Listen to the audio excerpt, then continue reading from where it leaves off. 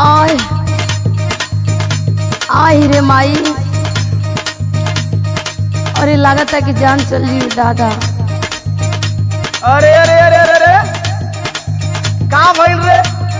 चुपचाप सूते के त काल लगरी पाड़ी मातिन सो करे रे।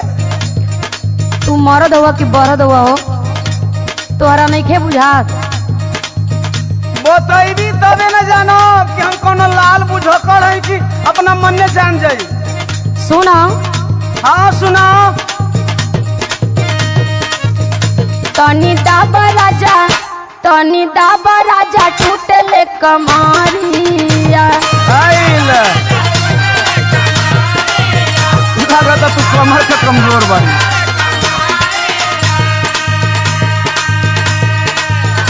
कबो नीचे टूटे कबो ऊपरिया, कबो नीचे टूटे कबो ऊपरिया। तनी दाबा राजा, तनी दाबा राजा, टूटे ले कमारिया।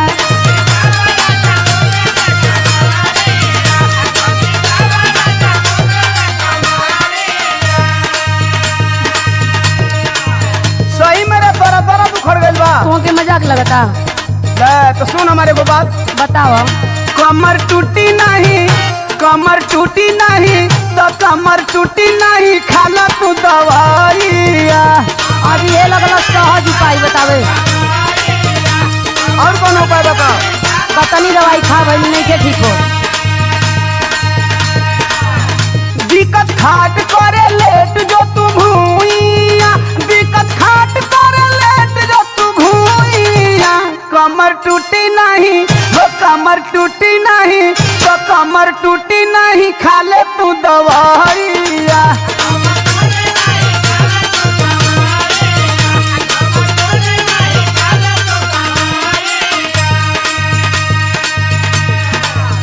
अच्छा तो बहुत मर्द हुई, लेकिन तोहरे लेखा ना हुई। हाँ तो हमारा लेखा मर्दो कोई नहीं खियो जान ला। अपना में हरिया के बुझेला ना दरद, हम के बुझाला बकल ले बड़ा मोरत। बकलो लती तो तोर बाबू हमसे तोर बियाह करता। तो हमार दर्द तो के ना समझ में आवत है। सारा देहिया में उठेला लहरिया, सारा देहिया में उठेला लहरिया। तनी दाबा राजा, तनी दाबा राजा, तनी दाबा राजा, टूटे ले कमाइया। हर मम्मी के तोरा से बर्दाश्त होई। एकरी अलावा कुछ और जाने ला। सही सही दुखता की करताली ढोंगावा, सुतही के बेरी कवनु पटल हरोगावा।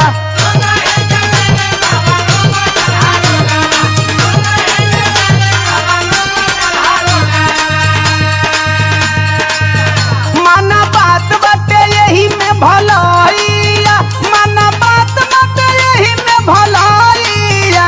कमर टूटी नहीं, कमर टूटी नहीं, कमर टूटी नहीं, खाला तू दवाइया।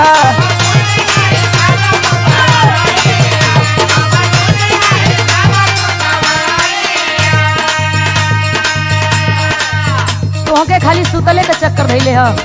का करी, रात हो गयल। सुना, हाँ सुनावा। ऐसन बा रोग काम करे